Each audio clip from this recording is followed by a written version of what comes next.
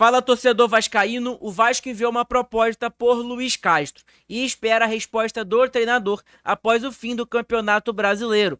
E o Vasco estaria negociando com o atacante hondurenho Albert Panterita, ex-Bordeaux da França. E foi oficializada a venda do atacante Luca Orediano para o Cincinnati dos Estados Unidos. Então é claro, se você não me conhece, o meu nome é João, você está no canal Sentimento Vascaíno e nesse vídeo vocês vão ver todas as últimas novidades e notícias sobre o Vasco da Gama. Vou pedir para você deixar o seu like, se inscrever no nosso canal que é muito importante e compartilhar sua opinião também sobre o vídeo, tá beleza? Então agora vamos para as informações, tem informações importantes para a gente debater aqui nesse vídeo. Vamos lá! A primeira informação é sobre o treinador Luiz Castro. O Vasco envia proposta por Luiz Castro e espera retorno após o fim do Campeonato Brasileiro. O Cruz Maltino trata Luiz Castro como plano A, mas segue estudando o mercado para prosseguir com o planejamento de 2025.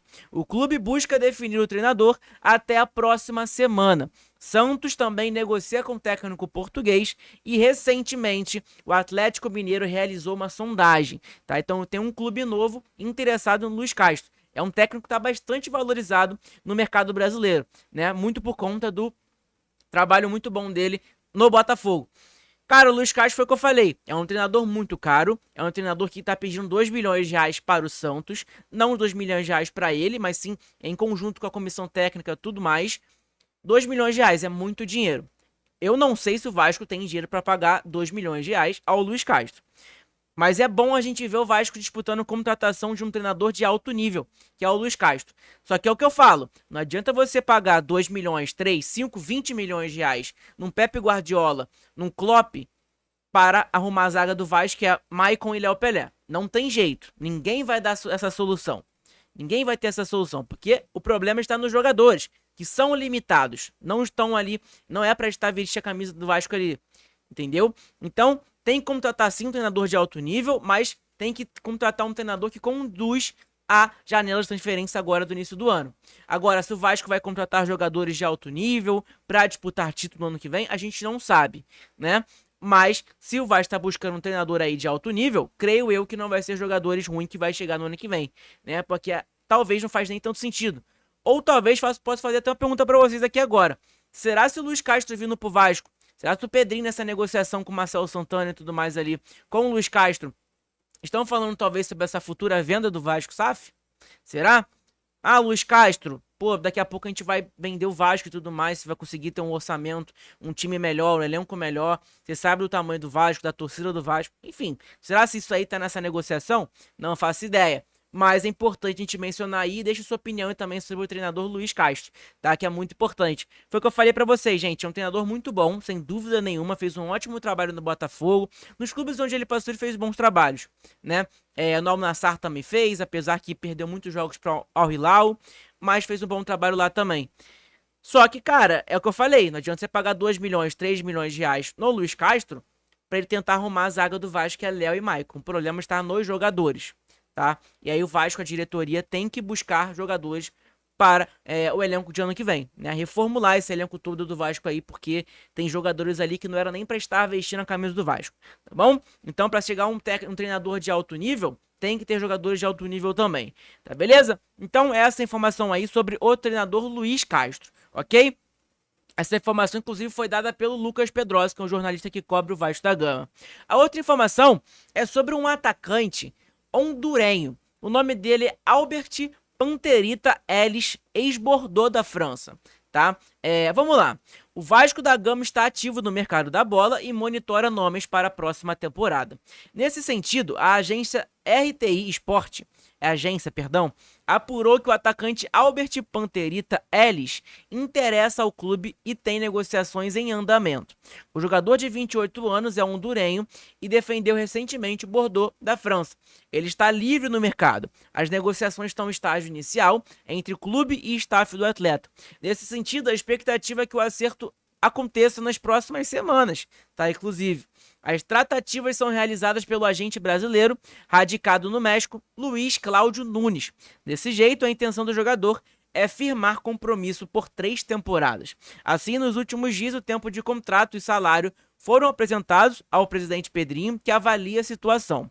Nesse meio tempo, um dos representantes do jogador já procura por um imóvel na zona oeste do Rio de Janeiro para adiantar a mudança para a cidade. Em caso de acerto, a intenção do atleta é morar na Barra da Tijuca, obviamente. Ele inclusive recebeu uma indicação para se instalar no mesmo condomínio do atacante Pablo Verrete. Albert Ellis é visto como um jogador rápido e habilidoso. Ele originalmente atua pelo lado de campo, desempenhando o papel de ponta direita. O jogador iniciou a carreira no Olímpia de Honduras, onde acabou chamando a atenção do Monterrey, do México. Contudo, o jogador teve uma rápida passagem pelo time mexicano em 2016 e acabou se transferindo para o Houston, sei lá, enfim, da MLS. Nesse sentido, vale destacar que o futebol dos Estados Unidos, o Panterita viveu um grande momento entre 2017 e 2020. Para ter noção, em 99 jogos, ele marcou 35 gols e deu 22 assistências. São excelentes números, ainda mais para um ponta, ele não é centroavante. O apelido Panterita é uma alusão às comemorações de gol, quando imita uma pantera. Curiosamente, essa é uma homenagem para o seu ídolo de infância, Donizete Pantera, que fez história no Vasco da Gama e foi campeão da Libertadores da América em 1998 pelo Gigante da Colina. Por fim, o jogador acumula convocações para a seleção hondurenha e disputou a última edição da Copa Ouro em 2023. Ele também fez parte do grupo que veio ao Brasil em 2026 para o torneio de futebol nos Jogos Olímpicos, né? Então tá aí, é 2026 aqui, tá errado, né, na verdade.